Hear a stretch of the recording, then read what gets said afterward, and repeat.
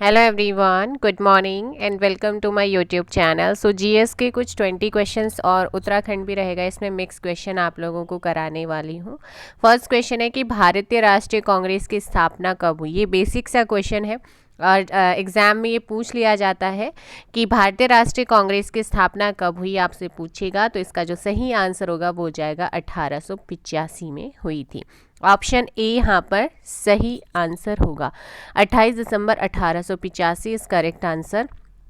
ग्राम स्वराज की अवधारणा किसकी थी, या ग्राम स्वराज की अवधारणा का जो सपना देखा था वो किसने देखा था या किसका विचार था, आपसे पूछेगा। आपको पहले भी बता चुकी हूँ कि हमारा जो स्थानीय स्वशासन है ना, वो स्थानीय स्वशासन जो है, इसकी जो अवधारणा है वो कहीं ना कहीं इनडायरेक्टली महात्मा गांधी जी की थी। तो करेक्ट आंसर क्या हो जाएगा, महात्मा गांधी जी की है। नेक्स्ट क्वेश्चन आप लोगों का यहाँ पर है, भारत में स्थानीय स्वशासन का पिता किसे कहा जाता है। ठीक है, तो भारत में स्थानीय स्वशासन का जो पिता कहा जाता है, इसके बारे में पंचायती जो स्थानीय स्वशासन का आपको कंप्लीटली क्वेश्चंस कराए थे 1882 में 1882 में लॉर्ड रिपन एक प्रस्ताव रखता है भारत में स्थानीय निकायों को शक्तिशाली बनाने के लिए। उस प्रस्ताव में कहता है, और ये प्रस्ताव जो है स्थानीय स्वशासन का मैग्ना कार्टा अर्थात अधिकार पत्र कहलाता है। और इस प्रस्ताव में 2 बोर्ड बनाने की घोषणा हुई थी, जिला स्तर पर जिला बोर्ड और तालुका स्तर पर तालुका बोर्ड। और इसमें जो सबसे और किसने इस प्रस्ताव को रखा था, लॉर्ड रिपन ने रखा था, इसीलिए इन्हें स्थानीय स्वशासन का जनक माना जाता है। अब पंचायती राज का जो वास्तुकार है, ठीक है ना, वास्तुकार अर्थात शिल्पी हम किसे कहते हैं। आपने पढ़ा था, उसमें मैंने आपको बताया भी था, जो वास्तुकार या शिल्पी हम कहते हैं ना, वो कहते हैं किन्हें, तो वो कहा जाता है बलवंत राय मेहता को। ठीक है, बलवंत राय मेहता समिति बनती है 1957 में। ये 2 कार्यक्रम थे जो कि पंडित जवाहरलाल नेहरू ने चलाए थे, सामुदायिक विकास कार्यक्रम 1952 और आपका राष्ट्रीय विस्तार सेवा 1953।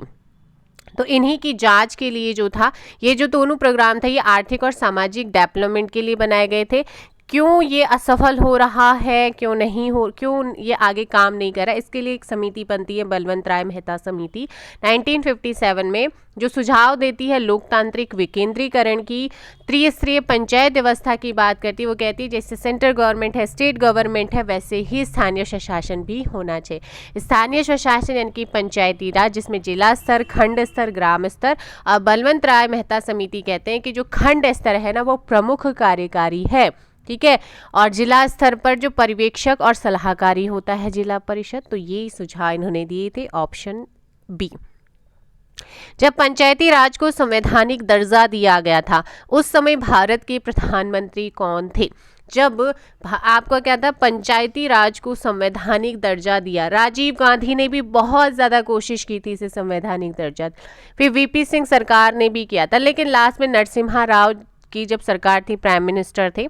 ऑप्शन सी, इनके टाइम पे 1992 में 2 संशोधन हुए, संवैधानिक दर्जा मिला स्थानीय स्वशासन को। एक पंचायती राज 73वां संविधान संशोधन 1992, इसमें आपका पंचायती राज और नगर स्वशासन 74वां संविधान संशोधन 1993 के तहत ये सारी चीज़ें हुई थी।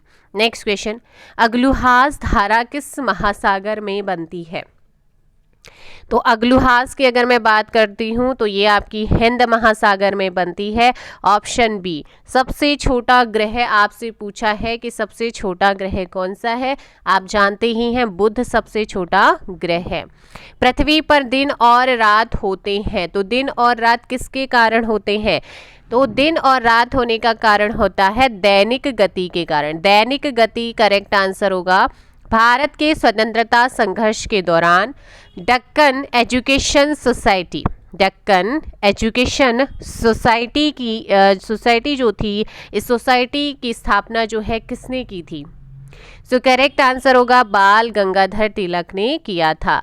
नेक्स्ट आप लोगों का है 1857 के गदर के समय भारत का जो गवर्नर जनरल था वो कौन था। उस समय पे लॉर्ड कैनिंग था। नेक्स्ट क्वेश्चन है कि विंध्याचल और सतपुड़ा पहाड़ियों के बीच से होकर बहने वाली नदी कौन सी है। वो नदी आप लोगों को बतानी है, वो है नर्मदा। नर्मदा विंध्याचल और विंध्य और सतपुड़ा पहाड़ियों के बीच से होकर के बहती है। या आपसे पूछ लेगा कि नर्मदा के नॉर्थ में कौन सा आपका पहाड़ी है और साउथ में कौन सा है। भारतीयों के लिए नारा किस संस्था ने दिया। आर्य समाज ने दिया था। ऑप्शन बी आपका सही होगा। ब्रह्म कमल किस देवता को चढ़ाया जाता है। उत्तराखंड के कुछ क्वेश्चंस भी मैंने रखे हैं आज, और ये शिव जी को चढ़ते हैं। ऑप्शन हो जाएगा यहाँ पर सी। उत्तरांचल का नाम उत्तराखंड कब किया गया था। Question number 14। तो करेक्ट आंसर हो जाएगा 1 जनवरी 2007, ऑप्शन बी। नेक्स्ट है आप लोगों का चांदपुरगढ़ राज्य स्थित था। कहाँ पर था ये चांदपुरगढ़। करेक्ट आंसर हो जाएगा 15 का यहाँ पर ए चमोली में। सल्ट की घटना किस वर्ष हुई थी। सल्ट की घटना बताओ जल्दी से। 5 सितंबर 1942 को हुई थी। शकलाना विद्रोह कहाँ पर घटित हुआ था। शकलाना विद्रोह टिहरी में हुआ। निम्न में से कौन सी नदी हिमनदी से नहीं निकलती है। 18 का आंसर हो जाएगा कोशी, यहाँ पर सही होगा। नेक्स्ट आप लोगों का यहाँ पर क्वेश्चन है सुंदर ढूंगा हिमानी उत्तराखंड के कौन से जनपद में लोकेटेड है। ये है बागेश्वर में। एंड नेक्स्ट आप लोगों का चूना पत्थर निम्न में से किसका उदाहरण है। चूना पत्थर निम्न में से उदाहरण है रूपांतरित चट्टान का। Option C. तो ये 20 क्वेश्चंस थे आज। इवनिंग में अगेन फिर जीएस के क्वेश्चन आप लोगों को मिलेंगे। ठीक है, चलिएगा, मिलते हैं नेक्स्ट वीडियो में। फिलहाल के लिए इतना ही। Thank you so much. Video को लाइक एंड शेयर कीजिएगा। चैनल पर नए हैं तो चैनल को सब्सक्राइब ज़रूर कीजिए। Thank you so much.